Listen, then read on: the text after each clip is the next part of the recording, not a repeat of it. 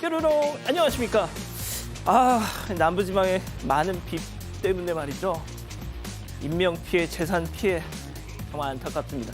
예, 진실 추적자 사건 반영 시작합니다. 어제 많이들 보셨죠. 이 토트넘 손흥민 선수 고별 경기 후반전 교체돼서 벤치로 돌아가서 막 끝내 눈물을 보이기도 했더랬죠. 손 선수 경기 보느라 뜬 눈으로 밤샌 날 참 많았는데 말이죠. 토트넘 고별 경기도 이렇게 짠한데 은퇴 때는 또 얼마나 서글퍼질까. 자, 토트넘은 당분간 손 선수의 등번호 7번을 완벽한 이 대체자가 나오기 전까지는 비워두겠다고 했다네요.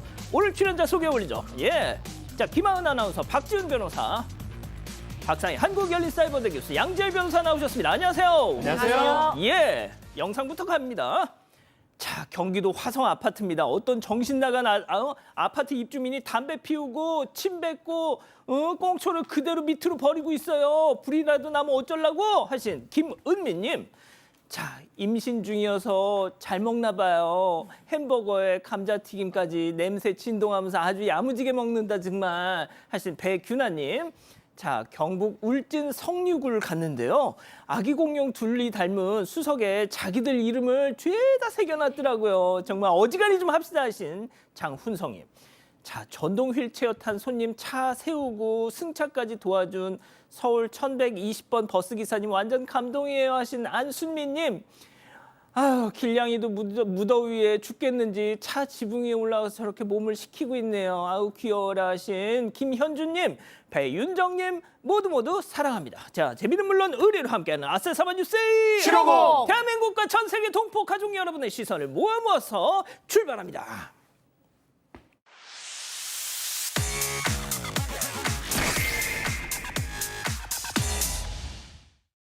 첫 번째 가볼까요? 예, 배우 송영규 씨 사망입니다. 자, 오늘 소식 접하시고 많이들 놀라셨죠? 음주운전 혐의로 입건됐다는 소식이 알려진 지 10여일 만에 또 이런 비극적인 소식이 전해졌는데 일단 좀 정리 좀 해주시죠.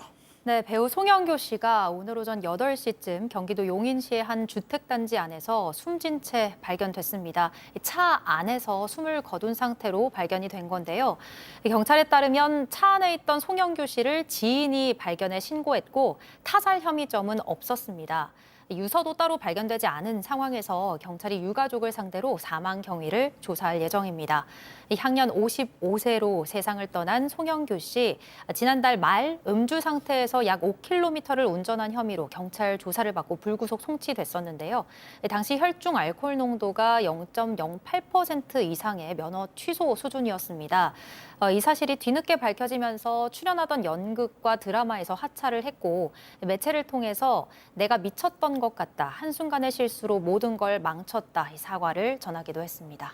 개인적으로 좀 안 좋은 일들이 겹쳤다는 말도 있더라고요. 네, 그렇습니다. 송영규 씨 지인에 따르면은 이 송영규 씨가 생전에 잇따른 악재로 좀 힘들어했다고 합니다. 개인적인 일들도 있었고 또 작품 수도 좀 주는 등의 여러 가지 어려운 일이 있었다 그러고요. 그리고 2020년에는 어떤 예능 프로에 나와서 지금 집을 좀 반지하 빌라로 이사를 갔다. 그러니까 우리 큰 딸의 유학비와 작은 딸의 교육비가 좀 많이 들어가는데 또 아내가 하고 있던 또 카페가 경제적으로 좀 어려움이 생겼다는 어떤 가정 얘기를 하면서 가정에 대해서 굉장히 애정을 표현했다고 전해지고 있습니다. 이런 과정에서 무기력증과 우울증도 호소했던 걸로 전해지고 있습니다. 그렇군요. 알겠습니다. 자, 다음 이어갑니다. 써보더니 주머니로 쏙입니다. 자, 눈 깜짝할 새 벌어진 놀라운 장면 제보 영상 만나보시죠. 자, 매장에 들어온 한 남성 안경을 쭉 둘러보는데요. 자, 가더니 말이죠. 이것도 써보고 저것도 써보고 나 왜 이렇게 잘생겼니? 자, 진열대에 선글라스를 저렇게 놓는 척 하다가 자, 보세요. 바지 주머니로 예, 태연하게 다른 안경 그러면서 계속 써보면서 한참을 구경하다가 역시나 계산 없이 매장을 떠납니다. 자, 선글라스 밑장 빼는 폼이 이거 한두 번 해본 솜씨가 아닌데요. 그러게나요. 이거 제보해 주신 분은 서울 강남에서 안경원을 운영하고 계신데 영상은 지난 6월 26일 오전에 찍은 겁니다. 보신 것처럼 한 남성이 들어와서는 나 한국말이 서투니까 제가 알아서 볼 테니까 그냥 내버려 두세요라고 했는데 요즘 안 그래도 그 보통 손님들이 그렇게 편하게 보시기를 원하는 분들이 많아서 그냥 필요하면 부르세요 하고 그냥 뒀답니다. 그러고 나서 오후에 보니까 선글라스가 하나가 없어져서 CCTV를 돌려봤더니 저렇게 찍혀 있었고요. 시가로 한 20만 원 정도 절도당하신 겁니다. 자, 이 사람 외국에서 살다 왔다 했다는데 벌써 튄 거 아닙니까 이거? 자, 곧바로 경찰에 신고를 했습니다. 신고를 하고 CCTV를 이제 가져갔다고 하는데 한 달이 지난 아직까지도 이 사람 검거가 안 되고 있는 그런 상황입니다. 이런. 3년 정도 이 매장을 운영했는데 이런 유형의 쓱 빼서 가져가는 안경 절도 사건은 처음이라고 하고 또 안타까운 부분은 저거를 살짝 걷어내면 누군지 알겠죠. 외국인인지 한국인인지. 얼굴 제대로 잡혔어. 너무 잘 잡혔어요. 어. 그럼에도 불구하고 CCTV 잘 잡혀 있는데 못 잡는 거 너무 답답하다. 말도 안 된다. 이렇게 호소를 하고 있는 상황입니다. 예, 좋습니다.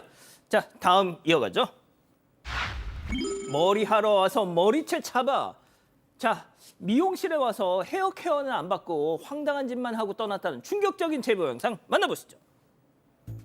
자, 미용실 카운터에 서 있는 남녀 무언가 말을 하더니 갑자기 휙 커피를 직원한테 던지는. 자, 아이고, 자, 다 엎질렀어요. 그런데 음료 컵을 아이고 그냥 손에 잡히는 대로 막 던지네. 자, 아이고 요요요요요요 막 던지네. 자, 옆에서 말리는 남성한테 어떻게 해? 자, 남성 뺨도 퍽. 아, 여성의 흥분은 가라앉지 않고요. 직원 머리채를 저렇게 또 이제 잡는. 아, 대체 왜 저러는 걸까요? 얘기 들어보시죠. 시술을 해드려야 되니까 어떤 스타일을 원하시냐 여쭤보니까 그냥 파마 말면 되지. 원하시는 스타일을 말씀을 저희가 어느 정도는 해주셔야 제가 해드릴 수 있다. 아, 그냥 너가 하는 일이 그거잖아. 그냥 말을 하고 말아. 그냥 여기 다 말을 하고. 이게 이제 계속 반복이 되니까 아, 그냥 죄송한데 조금 진행해드리긴 어려울 것 같아요. 그 얘기를 하고 이제 있었거든요. 아니, 어떤 스타일로 해드릴까요가 그렇게 화나는 말이에요? 정말 황당하죠. 지난 2일 오후 1시쯤 제보자가 일하는 서울 노량진 한 미용실에서 발생한 일입니다. 남녀 손님이 미용실에 찾아와서 파마를 할 수 있냐 가격을 묻고 남성이 선결제를 하고 잠시 나갔습니다. 그 사이에 여성 손님의 머리 시술을 이제 해드리려고 했는데 먼저 제보자가 여성에게 어떤 스타일을 원하시냐라고 물었더니 여성 손님이 그냥 파마 말면 되지 않냐 답을 했고 제보자가 좀 전에 들으신 것처럼 구체적인 스타일을 말씀을 해주셔야 맞춰서 해드릴 수 있다고 한 번 더 물어보니까 여성이 그냥 네가 하는 일이 그거지 않냐 그냥 말라면 말아 짜증을 냈습니다. 결국 제보자 여성에게 오늘 진행이 어려울 것 같으니 다음번에 다시 방문해 주셔라. 아까 선결제를 하셨으니까 남성분이 다시 오시면 환불을 해드리겠다.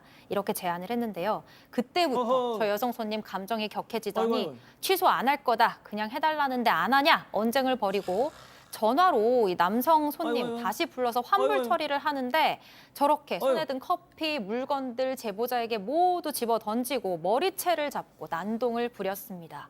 이 제보자에 따르면 이 손님 두 분이 처음 왔을 때부터 말도 횡설수설하고 뺨도 좀 붉어서 느낌이 이상했다고 해요. 박 변호사님, 예. 그냥 할머니들 파마하는 것처럼 그냥 완전히 그냥 볶아버렸어야 되는데. 껍슬껍슬 만들어 버려야 되는데 어쨌든 간에 지금 보면 술 냄새가 나는 것처럼 느껴졌는데 확실치는 않다고 합니다.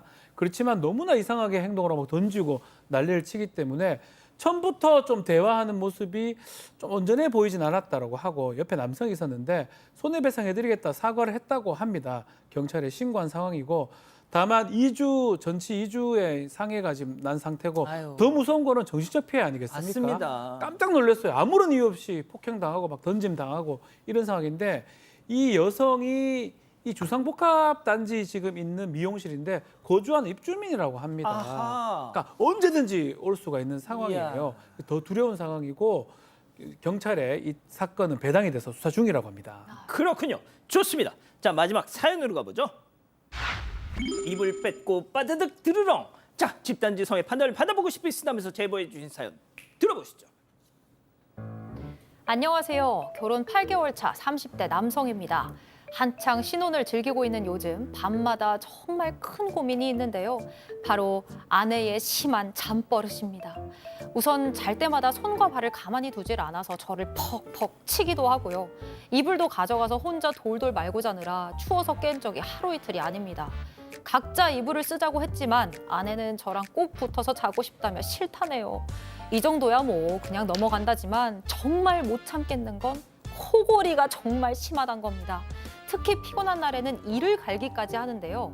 저는 잠귀가 밝고 좀 예민한 성격이라 결혼 전까지만 해도 누구랑 같이 자거나 함께 여행을 가면 잠을 편하게 못 자곤 했어요. 이런 저 아내가 코 고는 소리에 깜짝 놀라 잠에서 몇 번이나 깨고 이러다 숨 못 쉬는 거 아닌가 싶어서 가만히 지켜본 적도 있습니다. 몇 달을 참아봤지만 점점 다음날 컨디션에 지장이 생겨서 가끔 거실에서 자겠다고 하면 아내는 안 그러겠다면서 같이 자자고 하는데요. 아니 이게 신경 쓴다고 코골이를 안 하는 게 아니잖아요. 아내를 재우고 혼자 나와서 자고 있으면 중간에 일어나 무섭다며 또 따라서 나옵니다. 제가 진지하게 코골이 치료라도 받아보자고 제안했는데 아내는 요새 일이 많아서 그렇다 신경 써보겠다며 그냥 넘기는데요. 제가 계속 따로 자려고 하니까 얼마 전엔 남자가 왜 이렇게 예민하냐 짜증까지 내더라고요. 아내 혼자 자기는 싫어하고 그렇다고 또 같이 자기엔 제가 너무 고통스러운데 대체 이걸 어떻게 하면 좋을까요? 제가 진짜 예민한 거 맞아요? 자, 기다리고 기다리셨던 부처 핸즈업 타임 6천여 분의 우리 가족 여러분들 채팅창에 OX로 함께 참여해 보시죠. 먼저 사연자 남편입니다. 하은아, 나 숙면 못하는 거 알잖아. 응? 잠을 제대로 못 자니까 하루 종일 멍하단 말이야. 이갈이는 어쩌다 한 번이니까 그냥 참을게. 근데 코골이 이거 막 돌비 사운드로 쩌렁쩌렁 울려. 병원 가자. 응? 고칠 수 있대. 너 만약 병원 안 갈 거면 각방 쓰는 수밖에 없어. 병원 아니면 각방 중간은 없어 동그라미. 자, 다음 아내입니다. 오빠, 지훈이 오빠, 왜 이렇게 이기적이야? 우리 결혼한 지 8개월째야. 신혼이라고 고작 코골이 때문에 8개월 만에 각방을 쓰자고? 너 그걸 지금 말이라고 하니? 우리 아빠는 신혼 때 엄마가 코골이 하면 그 모습도 예뻐서 코에다가 그냥 했다더라. 잠깐만, 너 혹시 벌써 권태기 왔니? 그치? 맞지, X? 자, 양 변호사님. 그래서 아내분이 참 많이 사랑하시나 보네요. 일단 그것까지는 괜찮은데요. 심지어 수면 이혼이라는 말까지 있습니다. 이 수면 장애는 실제로 이혼 사유가 종종 되기도 하고 우리나라 통계는 제가 못 찾아봤는데 미국 수면학회에서 잡아본 통계로는 부부나 연인 중에 3분의 1가량이 수면 때문에 각방을 쓴다고 합니다. 3분의 1이에요. 미국 얘기라고 하지만 이거 굉장히 심각한 상황이라는 걸 아내분께 잘 제가 말씀드린 것처럼 통계 같은 걸 찾아서 과학적으로 검증된 내용이니까요. 제시하시고 장수의 비결은 각방이란 말도 있습니다. 그렇군요, 교수님. 네, 아내께서 이거는 정말 이제 건강과 이제 수면을 잘해서 이제 일상생활을 행복하게 좀 편안하게 해야 되는 이 문제를 사랑의 문제, 감정의 문제로 연결해서 잘못 생각하시는 것 같아요. 뭐 이참에 치료도 받아보면 좋죠. 무호흡증이나 뭐 코골이 이런 거는 요즘은 또 관리가 되는 병 중에 하나라고 하니까요. 그리고 지금 너무 사랑해서 떼서 자고 싶지 않은 것도 알겠지만 남편이 또 잘 자야 더 잘 사랑하면서 잘 지낼 수 있어요. 그래서 잘 자고 잘 지내는 게 더 중요하다. 그렇군요, 박 변호사님. 맞습니다. 남편 이제 사회생활, 회사생활 하는데 많이 힘들다고 그러잖아요. 그렇기 때문에 각방을 좀 하는 게 오히려 나을 것 같고 만약 괜찮다면 그때 같이 자도 되는 거고 뭐 꼭 필요한 뭐 그런 사랑 그런 게 있으면 그때는 같이 자도 되는 건데 지금 계속 코골이 때문에 생활을 곤란케 하기 때문에 잠을 곤란케 하기 때문에 지금은 좀 각방이 필요한 상황이고 남편 절대 예민하지 않습니다. 자, 김하은 아나운서. 일에 지장을 줄 정도면 그 여성분께서 정말 치료를 받던가 아니면 따로 자던가 해야 되는 심각한 상황인 것 같고요. 저도 신랑이랑 같이 늘 함께 하고 싶지만 이렇게 코를 많이 곤다면 따로 잘 것 같습니다. 자, 그 막간을 이용해서 자, 우리 네 분 마침 다 결혼을 하셨는데 나도 각방 쓴다. 부처 핸즈업. 때로는이죠. 때로는. 때로는. 네, 다 제가 쓰고 고를 저- 겁니다. 예. 그러세요. 저도 가해자입니다. 저는 밤에 공부를 합니다. 예, 말씀들이 많으시네요. 묻지도 않았는데. 자, 우리 가족 여러분들. 네, 저희 가족 여러분 대체로 다 각방 써야 된다. 멋쟁이 TV님 계속 사진이나 동영상을 찍어서 보여주세요. 그럼 각방 쓸 수 있습니다. 우리 남편이 그랬어요. 라고 조언을 주셨는데 그중에 고라파동님께서는 사랑의 힘으로 버텨보세요. 라고 해주셨어요. 그렇군요. 자, 제보 메일, 제보 카톡 많은 연락 주시고요. 잠시 후 돌아옵니다. 채널 고정 리모컨 돈 터치. 방콕이 내게 남긴 것. 고소 마셨어. 고수 더 주세요. 트립닷컴이 내게 남긴 것. 호텔 최저가 보장에 라운지 이용권까지. 남는 여행 트립닷컴. 빨리, 빨리, 빨리, 빨리, 빨리. 빨리빨리 자라는 나라의 패스트푸드. 당연히 놀라울 수밖에. 한국인의 패스트푸드를 세계인의 베스트푸드로. 롯데리아. 너무 빨리 먹었나? 브라운. 갈수록 덜 밀리고 쓰라린 면도. 이제 뉴 시리즈 9 울트라신. 첫날의 첫 순간부터. 첫날이 닿는 순간부터 부드럽게. 저녁까지 깔끔하게. 깔끔한데? 브라운. 최신 연구를 통해 개발된 센소다인 리페어 앤 프로텍트는 민감성 치아 깊숙이 침투해 틈새를 효과적으로 채우고 보호해주죠. 센소다인 리페어 앤 프로텍트만의 차이를 경험해보세요. 센소다인.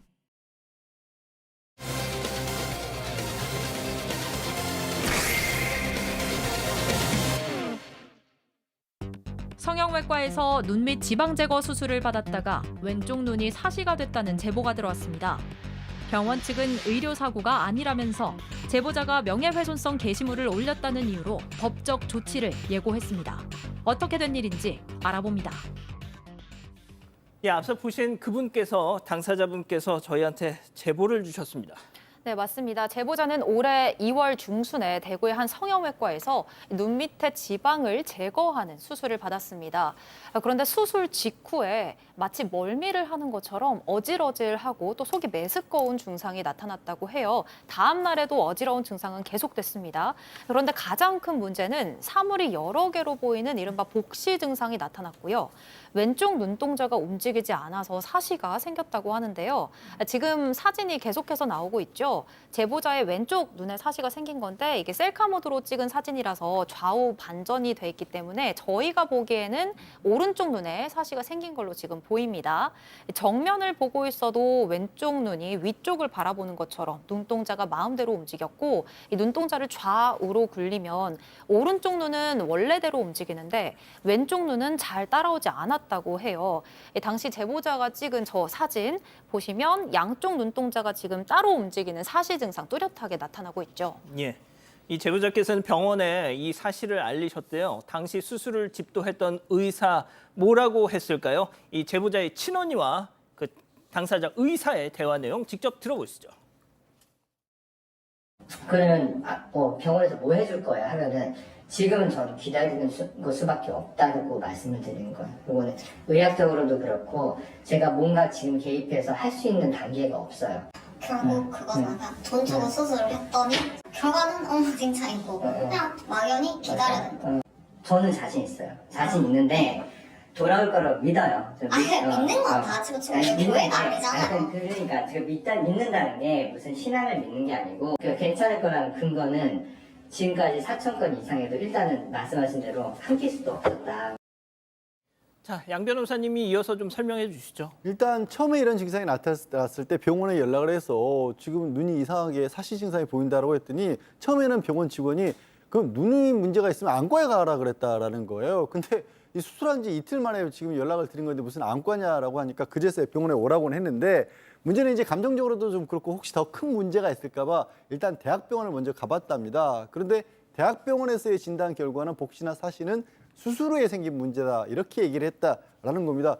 그래서 이제 수술한 그 병원으로 다시 찾아가기로 한 거예요. 그때가 이미 수술하고 나서 2주가 됐을 텐데 여전히 증상이 계속되고 있었다라는 거예요. 하지만 의사의 대답은 아무리 생각해도 수술 중 문제 없었고 좀 전에 들으셨죠? 기다리면 된다. 기다리면 돌아올 거라고 믿는다라고 말을 했다고 합니다. 다른 모든 부위가 정말 중요하지만 눈은 정말 상대방에게 첫인상을 주는 부위 아닙니까? 자, 많은 걱정이 되셨을 것 같은데요. 제보자 얘기 이어서 더 들어보시죠. 원래 초반에도 정면에서 볼 때는 괜찮았거든요. 왜냐면 왼쪽 눈동자가 움직임이 없었기 때문에. 근데 이게 옆쪽으로 갈수록 눈동자가 안 따라왔던 거예요, 저는. 정말 초반에는 정신적으로 너무 힘들었고요. 진짜 거울 볼 때마다 이게 내 눈인가 싶어서 밤마다 거울 보면서 솔직히 진짜 매우 울었어요. 제가 할 수 있는 모든 바깥 활동이 거의 끊겼었죠. 진짜 이 대인기피증 같은 게 생길 수밖에 없겠어요. 맞죠. 처음에 이게 됐을 때는 거울을 보면서 계속 울었다고 합니다. 그리고 직업 자체가 사람하고 계속 아이 컨택을 해야 될 그런 직업이라고 아이고. 합니다. 그러다 보니까 아이 컨택을 못 하니까 대인기피증 생기고 경제적 손실도 상당히 컸다고 해요. 3개월간 일을 못 했다고 하고요. 지금 진료비도 지금 한 80만 원 정도 나왔다고 하는데 병원에서는 병원비 얘기가 별로 없었다고 하고 틈틈이 일은 하고 있는데 풀타임 일을 못 합니다. 왜냐하면 저렇게 사시 증상이 좀 있기 때문에 일단은 2월 중순에 재수술을 했고 한 6개월 정도 지켜보자고 병원에서 얘기를 했는데 지금 6개월이 거의 다 돼가고 있잖아요. 아직까지도 저 증상은 남아 있다고 합니다. 자, 6개월만 기다려보자는 생각으로 지금까지 버텨왔지만 보신 것처럼 문제의 증상은 개선의 어떤 조짐이 보이지 않았습니다. 결국 이 참다 못한 제보자가 지난 1일에 SNS에 글을 올렸습니다, 교수님. 네, 그렇습니다. 이제 자신의 SNS에 글을 올리면서 눈 밑 지방 제거 수술이 내 삶을 이렇게 바꿀 줄은 몰랐다라는 글로 이 폭로성 글을 올렸어요. 그러니까 너무나 많은 네티즌들이 여기에 이제 호응을 한 겁니다. 그러고 나서 병원에서도 입장문을 발표했습니다. 그러니까 이 제보자가 올린 사진은 현재의 사진이 아니고 지금은 회복이 뚜렷하게 확인되었는데 이 환자가 장기간 내원하지 않아서 제대로 조치도 할 수 없었다라고 얘기를 했고요. 이 사시가 생긴 이유는 눈을 위로 들어 올리는 근육인 하사근에 마비가 온 건데 이건 의료사고가 아니고 매우 드문 합병증이다라는 주장입니다. 그리고 이 의사는 지금까지 4,567건의 수술을 했지만 이 한 명만 이런 문제가 생겼다라고 얘기했다고 합니다. 그러니까 병원 측에서는 공개한 사진은 현재 상태가 아니고 회복이 뚜렷하게 확인되었고 장기간 우리 병원에 내원하지 않아서 우리도 제대로 된 조치를 할 수 없었다라고 반박을 했습니다. 자, 그런데 이 병원 측 입장문을 본 제보자는 곧바로 SNS에 또 다른 글을 작성해서 올렸습니다. 체크포인트 짚어보죠. 날짜 인증, 제보자 얘기 이어서 들어보시죠. 원장님께서는 제가 과거 사진 가지고 지금 뭐 이렇게 뭐 떠드는 것처럼 말씀하셨길래 아니다, 나 아직 사시다. 그러고 8월 3일 사진은 제가 그 입장문을 보고 이거 그냥 지금 현재 사진도 올려야겠다 해서 올린 거예요. 병원 원장님도 아셨을 텐데 제가 사진을 그 병원 톡에 보내서 아직까지 사시가 남아있다, 아직까지 난 복시다 이런 식으로 표를 했는데도 입장문에는 마치 제가 현재 사진을 안 올렸으니까 부풀려서 거짓말을 한다. 자, 저렇게 어제 사진이군요. 네, 맞습니다. 재반박을 올렸어요. 네네네. 그러니까 제보자가 병원의 입장문을 보고 현 시점이 아니다라는 그 말을 보고 실시간 상태라는 걸 알려주기 위해서 휴대전화의 날짜를 켜둔 상태로 저렇게 사진을 찍어서 올린 거예요. 또 이 SNS에 글을 올리기 일주일 전에 제보자 말처럼 병원 측으로 여전히 사시 증상이 남아있다는 걸 알 수 있는 사진을 찍어서 보냈다고 해요. 그러니까 병원에서도 현재 상태에 대해서 알고 있었다. 이게 제보자의 입장인데요. 제보자가 오늘 촬영한 영상도 저희 제작진에게 보내줬습니다. 예. 영상을 보시면 제보자의 주장처럼 지금 사시 증상이 남아있는 게 보이시죠? 저희가 오늘 제보자와 또 영상 통화로 사시 증상이 남아있는 것도 확인을 했습니다. 제보자는 이제는 눈에 초점이 맞는 게 무슨 느낌인지도 잊어버렸고 지금도 눈동자가 따로 움직이는데 평생 이렇게 살아야 되는 건지 불안하다고 두렵다고 전했습니다. 자, 그런데 이 해당 병원에선 말이죠. 그 제보자에게 법적 책임을 묻겠다라고 했다는 소식이 또 있네요. 그러니까 아까 잠깐 보셨던 입장문의 마지막 부분에 그렇게 나와 있다라는 거예요. 병원에 대한 허위사실 유포와 명예훼손적 표현을 없애달라라고 요청을 했는데 그걸 거부당했다. 민형사상 법적 조치를 취할 수밖에 없다라고 했었고요. 지금 보신 건 지난 2일입니다. 어제 그제예요. 내용 증명을 실제로 제보자분이 받았다라고 합니다. 근데 이 제보자분은 명예훼손 얘기하지 말고 내 안구훼손이라 어떻게 좀 해달라고 말씀을 주시고 계신데 문제는 모르겠습니다. 제가 전체의 그 제보자의 SNS를 보지는 못했지만 병원을 직접적으로 어디라고 얘기하지는 않았다라고 하거든요. 그러니까 사실관계 여부를 떠나서 병원이 어디인지를 적시하지 않았다면 범죄로 하거나 이렇게 하기가 어려운 상황입니다. 물론 다른 걸 다 종합해 봤었을 때 뭐 이 병원이다, A 병원이다 이렇게 알 수 있더라도 그래도 또 허위사실 유포라고 단정 짓기에는 그게 적어놓고서는 지금 병원 측에서 먼저 저런 입장을 취해야 될 상황인지 저는 굉장히 의아하네요. 이게 사실은 지금 누가 보더라도 이게 뭐 의료적 지식이 필요 없어도 외관상 봤을 때 사실 증상이 보이거든요. 그러니까 그것을 본인이 지금 눈을 뭐 저렇게 할 수가 없잖아요. 일반적인 사람이라면. 예. 그리고 어떤 그런 진료 이후에 있었던 일이기 때문에 인과성도 인정된다면 당연히 환자로서는 저런 것들을 문제 제기를 할 수 있는데 저걸 갖고 지금 계속 명예훼손이라고 업무방해로 이제 몰아가는 거는 지금 말한 것처럼 특정이 됐는 여부는 그게 더 중요하긴 한데 하여튼 봐야 되지만 일단은 조금 그 부분은 납득하기 좀 어려운 부분입니다. 예. 예, 알겠습니다. 첫 번째 사건 마무리하고요. 두 번째 이어갑니다.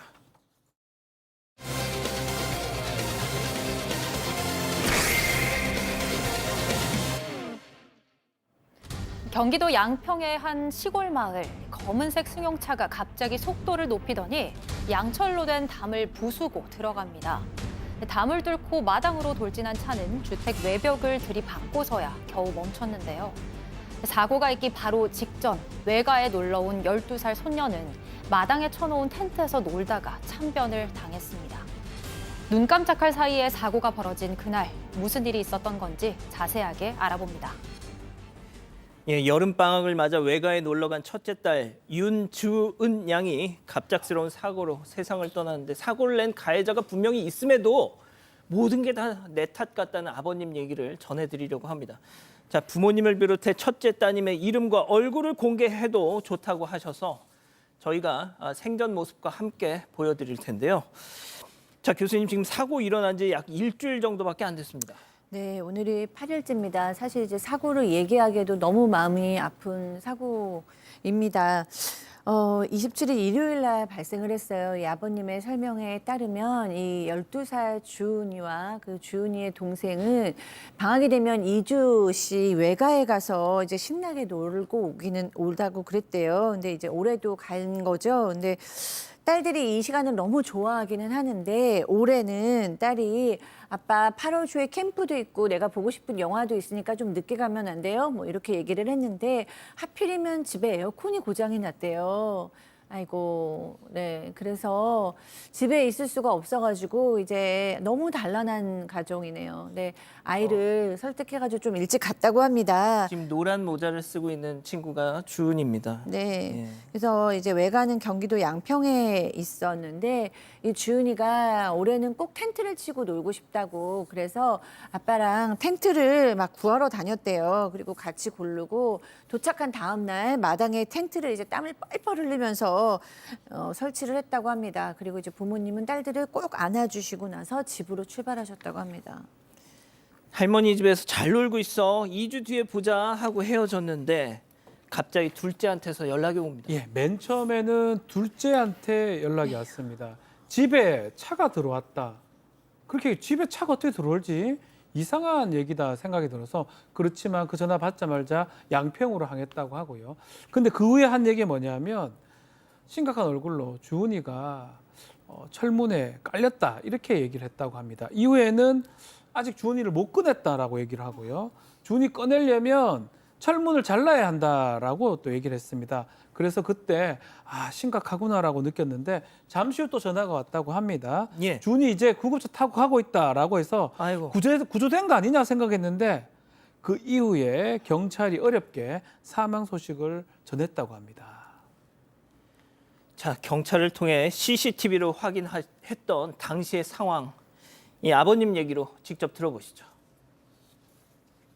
집 안에 방 안에 있었고 주은이만 바깥에 나와 있던 거예요. 그 텐트 안에서 놀 것들을 가지고 텐트 안에 들어갔다가 나왔다가 하는 사이에 사고가 났어요.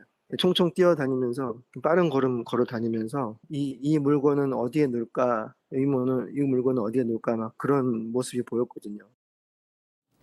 그러니까 둘째 딸과 조카는 집 안에 있었고 주은이만 마당에 있다가 이 사고를 당한 거군요. 네, 맞습니다. 당시 외가에 두 딸과 또 조카 친구 이렇게 4명의 아이들이 있었는데 그중에 주은이만 밖에 있던 텐트에 나가 있었다고 해요. 사고가 났을 때 주은이만 이제 마당에 설치한 텐트에 있었고 경찰이 확인시켜준 사고 당시 영상을 보면 주은이가 평소 동생과 함께 갖고 놀던 보드게임 같은 놀거리들 또 컵라면 같은 먹을거리들을 텐트에 옮겨다 놓으면서 기분이 좋은지 총총 뛰어다니는 모습이 담겨 있는데요. 물건을 여기 놓을까 저기 놓을까 고민하면서 들떠있던 주은이가 텐트에 들어간 지 1분도 채 되지 않아서 그 집 앞을 지나던 검은색 승용차가 속도를 높이더니 양철로 만든 담을 부수고 마당으로 그대로 돌진했습니다. 부서진 철문과 차에 텐트 안에 있던 주은이가 그대로 깔렸고요. 경찰에 따르면 운전자는 인근 마을에 사는 80대 여성이었었는데요. 3시 방향으로 우회전을 하려다가 2시 방향에 있던 주택으로 향했고요. 운전 미숙으로 브레이크가 아닌 엑셀을 밟았다고 진술했습니다. 이 아버님은 사고가 일어나기 직전까지의 순간들을 되짚어 보면 이런 생각이 드셨다고 합니다. 체크포인트 짚어보죠. 자, 고마운 하루였어요. 무슨 얘기인지 직접 또 얘기 들어보시죠. 그날은 일요일은 정말 완벽했거든요, 저한테는. 주은이랑 같이 땀 흘려서 한 게 처음이었어요. 그 더운 날씨에 땀 흘려서 같이 텐트를 짓고 만들고 하면서 저는 아빠니까 알잖아요. 이 딸이 얼마나 그냥 그 과정이 좋았고 재밌었는지. 저도 좋았거든요, 우리 딸하고. 왜냐면 사춘기 애들하고 친해지기가 어렵잖아요. 저는 되게 고마운 하루였어요. 그 사건이 있기 전까지는. 자, 아버님이 진짜 꾹꾹 눌러서 지금 전화 인터뷰를 하시는 게 느껴지네요. 예, 그 마음이 어떻겠습니까? 게다가 아버님이 이제 다 결과론적인 얘기지만 그런 생각이 드신다라는 거예요. 그렇게 생각하시면 안 되는데 괜히 날이 좀 늦게 가자고 했는데 날 에어컨 고장났다는 이유로 더운데도 불구하고 또 들어가서 텐트를 여가에 갔었고요. 아내분은 왜 이렇게 더운데 굳이 텐트를 치냐라고 했다라는 거예요. 근데 그냥 그걸 또 제끼고 또 텐트를 쳤다는 거죠. 또 따님이 원래 이제 텐트를 치고 싶었던 위치가 따로 있었답니다. 그런데 이제 이 아버님이 좀 넓은 데 치자고 해서 사고 장소에 쳤던 거예요. 근데 사실 이게 다 아버지 탓이 절대로 아니지 않습니까? 그런데도 이제 너무 회한이 생길 수밖에 없죠. 근데 그래도 그 딸과 함께 처음으로 이렇게 땀 흘리면서 텐트를 쳤던 게 너무 뿌듯하고 정말 완벽한 하루였고 행복한 하루, 고마운 하루였다라고 합니다. 딸의 마지막 하루가 그래도 그렇게 좋았던 하루인 걸로 위안을 좀 삼으셨으면 좋겠고요. 그 딸들한테 이제 후회가 되는 게 생각해 보면 그렇게 화낼 일도 아닌데 자꾸만 화를 많이 냈다 이런 부분들이 좀 마음에 걸리신다고 하고 그래도 또 이 첫째 딸이 먼저 아빠의 말을 좀 들어주고 했다라고 합니다. 이래저래 마음이 너무 아프시겠습니다. 전 이 아버님이 하신 말씀 중에 좀 제일 제가 좀 안쓰러웠던 게 이 주은이는 마당 구석 쪽에 텐트를 치자고 했는데 아빠가 아니야, 응? 중앙에다 넓은 데다 치자 해가지고 네. 예.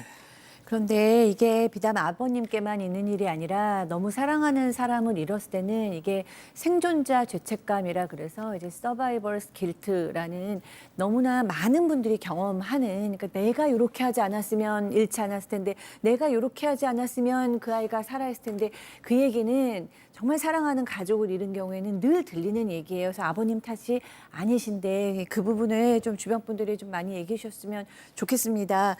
아직도 딸의 죽음이 믿기지가 않는다고 얘기하셨고요. 딸이 신청해 놓은 문제집이 도착을 해서 두 부부께서 펑펑 우셨대요. 아이의 방에 들어갈 용기가 나지 않는다고 얘기하시고 그다음에 이 입관 때 딸의 모습을 보지를 못했대요. 병원에서도 보지 말라고 얘기를 하였다고 합니다. 그리고 또 이 둘째가 있잖아요. 저는 둘째도 정말 많은 관심이 필요할 것 같은데 이 아이가 또 사고를 목격했을 가능성이 높은 상황에서 언니 얼굴, 까만 얼굴이 기억난다라는 얘기를 해서 이 정말 복합적 슬픔, 정말 가족의 고통, 슬픔, 죄책감, 비통함, 그리고 둘째 아이의 또 외상후 스트레스 장애까지 좀 어떻게 위로를 드려야 될지 잘 모르겠습니다. 예. 80대 가해 운전자 어떻게 됐습니까? 교통사고 처리 특례법에 치사 혐의로 지금 입건된 상황인데 문제는 한 번도 합의를 보거나 사과를 보러 오질 않았다고 합니다. 다만 가해 운전자 동생이라는 사람이 시골집에 찾아온 적은 있다라고 해요. 그래서 너무 좀 힘든 그런 상황을 보내고 있는데 가족들은 아마도 이거는 뭐 보험에 가입되고 있다 하더라도 처벌 안 되는 그런 사안이 아닙니다. 예. 재판 아마 갈 가능성이 매우 높고요. 그렇다면 합의를 아마 보지 않을까 생각이 듭니다. 합의를 하게 되면 그때 다시 이제 인사로 아마도 지금 단계가 좀 아직 얼마 안 됐고 80대 그 노인도 좀 상황이 힘들어서 그런 것 같고 그리고 재판이 열리게 되면 합의를 보지 않을까 이렇게 예상을 해봅니다. 예, 아버님이 아무튼 뭐 앞으로도 계속 좀 자책은 안 하셨으면 좋겠습니다. 예, 두 번째 사건 마무리하고요. 별별 상담소 이어갑니다.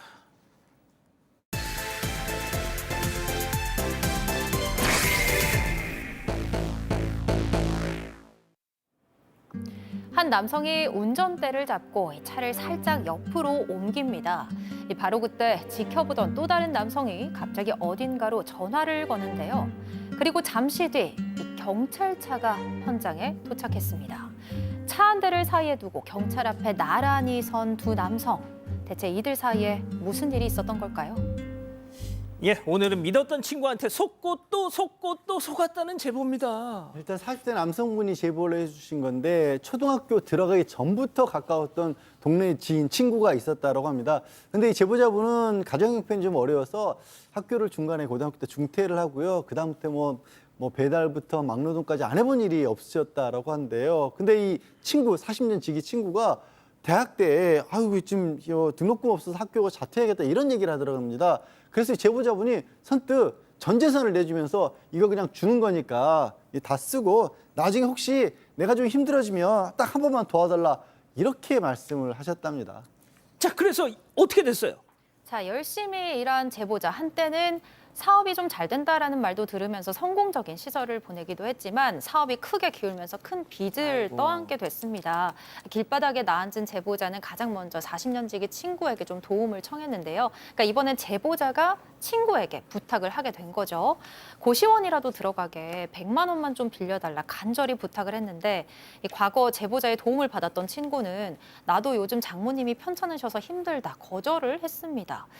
그런데 며칠 뒤 사정이 어렵다던 친구가 제주도로 골프 여행을 떠났다고 해요. 아하. 여기서 조금 이상하죠.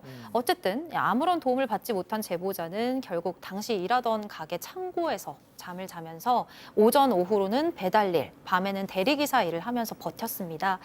그러던 어느 날 제보자가 오토바이로 배달을 하다가 교통사고를 당하게 됐습니다. 가해자가 합의금으로 처리를 하자고 제안을 했는데 이미 그때 신용불량자가 돼 있으셨대요. 그래서 친구 명의로 된 통장에 잠깐만 그 합의금을 맡겨놓기로 했습니다. 신용불량 상태에서 내 이름으로 된 통장을 쓸 수가 없어서 친구 명의 통장에 잠깐 그 합의금을 넣어놨는데 자, 그 친구 태도 어땠을까요? 제보자 얘기 들어보시죠. 제가 전화를 했어요. 너 어디냐? 약간 얘기라고 하더라고요. 물론 네 통장을 내가 빌려 쓰긴 하지만 엄연히 그건 내 돈인데 진짜 해도 너무한 것 같다. 내가 엄청 뭐라 했거든요. 그렇게 술을 먹고 집에도 안 들어갔다고 하더라고요. 설마 그 돈으로? 자, 합의금이 친구 통장으로 들어왔죠. 그날 제보자는 여전히 배달 일을 하고 있었는데 친구한테 부재중 전화가 여러 통 찍혀 있었고 불안한 마음에 전화를 걸어보니까 뭐 하냐? 너 어디냐? 라고 보니까 나 술 먹고 있는데 좀 돈 좀 쓰면 어떠냐? 라고 얘기를 했다고 합니다. 당연히 그거 건드리지 마라. 그거 쓰면 안 된다. 라고 하고 내가 지금 가겠다라고 얘기를 했는데 나중에 이제 만나게 됩니다. 다음 날 아침에 가보니까 벌써 그걸 다 써버렸습니다. 술값으로. 합의금을 술값으로? 다 썼습니다. 이미 없었고요. 친구는 술김에 미안하다, 사과한다 얘기하고 내가 갚겠다라고 얘기하면서 매달 뭐 15만 원, 20만 원씩 갚기도 하고 또 안 갚기도 하고 결국은 절반만 갚고 절반은 못 갚은 그런 상황이었습니다. 아, 이게 무슨 친구의 왼수지 교수님? 네, 너무 이상한 사람이죠. 근데 이 사람이 평소에도 돈 문제로 너무 이상하게 행동을 많이 해서 친구 여럿한테 손절을 당했다고 합니다. 그런데 이 제보자께서는 그래도 친구니까 이제 한 번만 더 믿어보자라고 이제 손절은 안 했어요. 그런데 갑자기 전화가 와서 친구야, 내가 잘못한 거 많은 거 안다. 그러면서 우리 오랜만에 술 한잔 같이 하자. 뭐 이렇게 전화가 왔다는 거예요. 그래서 그래, 그래도 친구니까 마지막으로 다시 한번 그 자리에 나가 나가보자. 그 둘이 마주 앉았어요. 그러니까 또 술 마시고 얘기하다 보니까 또 속 얘기도 나오고 이러면서 또 이제 풀리기도 하잖아요. 그러면서 이제 좀 풀려갖고 우리 2차 가자 뭐 이런 얘기가 나왔습니다. 그런데 갑자기 그 친구가 너네 집으로 가자 이러는 거예요. 근데 이제 와이프가 요즘 몸 상태가 좀 안 좋은데 아니 우리 부인 지금 몸 상태가 안 좋아서 안 돼라고 거절했더니 그때부터 또 화를 내기 시작했다고 합니다. 자, 이 술에 취한 친구가 그런데 바로 그때 뜻밖의 제안을 했다고요? 네, 갑자기 짜증나. 나 그냥 집에 갈래라면서 술에 취해 있잖아요. 그런데 차 운전대를 잡으려고 하는 안 겁니다. 되지, 안 되지, 안 되지. 네, 차가 없던 제보자가 깜짝 놀라면서 지금 너 취했다. 얼른 대리 불러라 라고 말을 했더니 친구가 알겠다면서 대리기사에게 전화를 걸기 위해서 잠시 자리를 비웠는데 잠시 뒤에 돌아와서는 엉뚱하게 내 차 골목 입구까지만 좀 옮겨달라고 제보자한테 부탁을 하는 겁니다. 안 돼. 그러니까 제보자가 나도 술 마셨다. 그게 말이 되냐 따졌는데 친구는 나는 완전 만취했고 넌 그래도 몇 잔 안 마셨잖냐. 여기선 대리기사한테 차 못 넘긴다면서 강요를 하는 겁니다. 결국 실랑이 끝에 제보자가 후회할 만한 선택을 하게 되는데요. 그러니까 친구의 차를 직접 몰고 골목 입구까지 옮기게 된 겁니다. 자, 그렇게 운전대 잡은 제보자한테 친구 전화가 갑자기 걸려옵니다. 직접 들어보시죠. 갑자기 친구가 전화가 왔더라고요. 전화를 받았는데 너 경찰에 신고했다고 이야기를 하더라고요. 저는 장난인 줄 알았는데 장난이 아닌 것 같더라고요. 난감하고 아기 때부터 친구가 맞나 싶을 정도로 지도 힘들고 저도 힘들 때 서로 많이 도와가면서 살았는데. 뭐예요? 아니 들으신 것처럼 그렇게 부탁을 해서 해서는 안 될 일이지만 골목까지만 차를 넘겼는데 갑자기 친구라는 자가 전화를 해가지고 내가 너 경찰에 신고했다라고 얘기를 했다는 거예요. 근데 장난인 줄 알았는데 정말로 경찰에 출동을 했고요. 경찰에 출동하니까 얘 음주운전했어요. 빨리 측정하세요. 이렇게 얘기를 했답니다. 측정 결과 면허 정지였고 지금 제보자분 그때 대리라고 배달일 해야 되는데 일을 다 못하게 된 겁니다. 그 이유로 어떤 뭐 변명이라든가 사과도 받지 못했다는 거고 심지어 다른 사람을 통해서 그 친구라는 사람이 이거 걔가 잘못한 거지 내가 잘못한 거 아니다.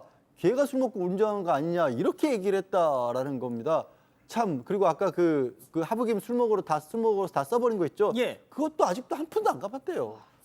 박 변호사님, 예. 제보자분도 자기 운전면허 한 거 정말 통렬히 반성하고 있다는데 아니 뭐야 도대체 이거. 그렇죠. 일단 자기 통장에 있는 거긴 하지만 친구한테 왔던 합의금을 썼던 거 횡령죄가 성립할 수가 있을 것 같습니다. 허락하지 않았기 때문에 왜냐하면 보관하고 있다고 봐야 되고 횡령죄 될 수 있고 음주운전도 사실은 본인이 시킨 거 아니겠습니까? 교사 같은 거 될 수 있거든요. 제가 봤을 때는. 그리고 그런 어떤 정황적으로 봤을 때는 이 제보자의 음주운전도 어느 정도 참작이 될 가능성이 있으니까 충분히 좀 얘기를 좀 해야 될 것 같습니다. 박 교수님, 이 친구 어려울 때 진짜 내가 등록금까지 줬던 놈인데, 죄송합니다. 저도 막 화가 나네요, 진짜. 이거 너무 그냥 은혜를 원수로 갚았어요. 그러니까요. 너무 좀 화가 나는 사람입니다. 근데 이제 그 후에 하는 너무 일련의 행동들이 너무 이해가 안 되잖아요. 결국에는 이렇게 최악의 인간을 친구라고 생각하시고 혼자서 너무 이렇게 선하게 해오셨나라는 생각을 또 안 할 수가 없고요.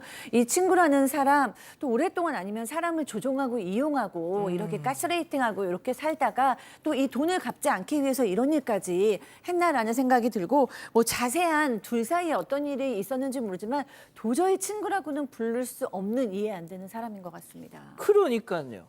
자, 별별 상담소 이렇게 정리하고요. 글로벌 픽 이어갑니다.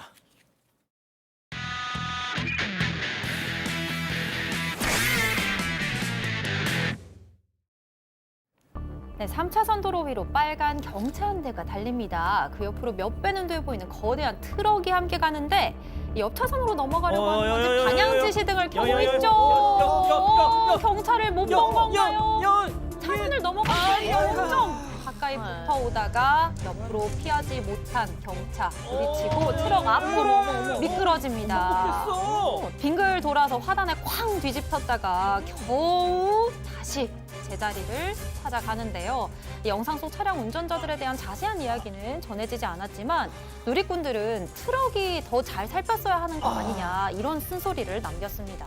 이거 국산 경차거든요. 섰습니다. 예, 다시 섰어요. 역시 국산차 좋아요. 자, 다음 이어갑니다.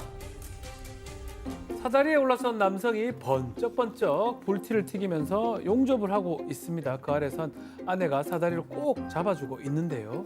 근데 갑자기 기운 쨍그랑하고 남성의 머리를 때립니다. 머리 어떡해? 유리 파편들이 우수수 밑에 있던 아내에게 떨어지는데요. 깨진 창문 틀에 끼어버린 남성은 얼음이 된 채로 옴짝달싹 못하게 진짜 됐습니다. 그대로 멈춰라네. 놀라기도 잠시 상황을 파악한 아내가 창문 틀을 들어서 조심조심 남편을 구해주고 있습니다. 움직이지 마, 움직이지 마, 움직이지 마. 정말 다행히도 이 두 사람 모두 전혀 다치지 않았다고 합니다. 특히 남성은 안전장비를 착용한 덕분에 그렇구나. 구조할 수 있었다면서 앞으로 더 조심히 일해야 되겠다 다짐을 했다고 합니다. 양 변호사님.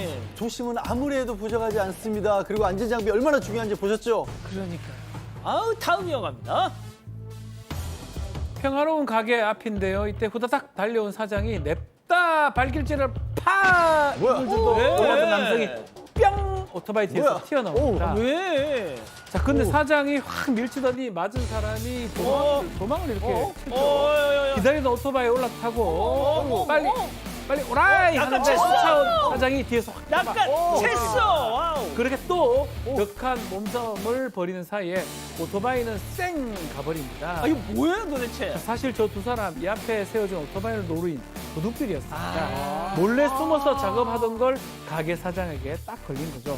몸싸움을 벌인 저 남성은 무사히 경찰에 인계가 됐고요. 네. 도주한 공범도 추적 중이라고 합니다. 교수님, 세상에 지 친구 놓고 혼자 도망가는 놈 좀 보세요. 늘 그렇더라고요. 어쨌든 잡혔으니까 땡큐입니다. 아, 근데 진짜 사장님 싸움 잘한다, 박 변호사님, 그죠? 잽싸요. 아주 저거 뭐 저 정도면 레슬링 선수 격투기 할 수 있습니다. 예, 마지막 영상 이어갑니다. 자, 물에 푹 젖은 아이가 코끼리 코를 안 씁니다. 코끼리와 목욕 체험을 하다가 기념사진을 찍는 것 같은데요. 아, 긴장했어. 네, 장난기가 발동했는지 코끼리가 코로 쪽 아이 턱에 뽀뽀를 합니다. 뽀뽀했어, 뽀뽀. 아이가 얼굴을 잡고서 막 웃으니까 이번에는 물을 확 뿜어내는데요. 야, 진짜 이거 알고 장난하네. 그렇죠. 공변당한 아이는 으악 하고 있는데 코끼리 재미있다는 듯이 지금 입 벌리고 웃어요. 웃어요. 진짜 무서워. 어머. 덩치를 보면 코끼리도 아직 어린 친구인 것 같은데 진짜 웃는 것 같아. 둘이 이러다 찐친 되겠는데요? 박 변호사님. 친구가 되게 좀 어려워 보입니다. 친구는 아니에요. 예, 뭐. 괴롭힌 느낌이 들거든요. 예, 친구야 반갑다 하면서 이렇게 안으면 사고 납니다. 예, 앉다가 예. 물 맞아요. 예, 좋습니다. 예, 사랑하는 사건반장 가족 여러분, 시원한 밤 보내시고요. 유튜브 라방 사반 후반 달립니다. 저희는 내일도 사반 750 저녁 7시 50분에 다시 옵니다. 안녕히 계십시오.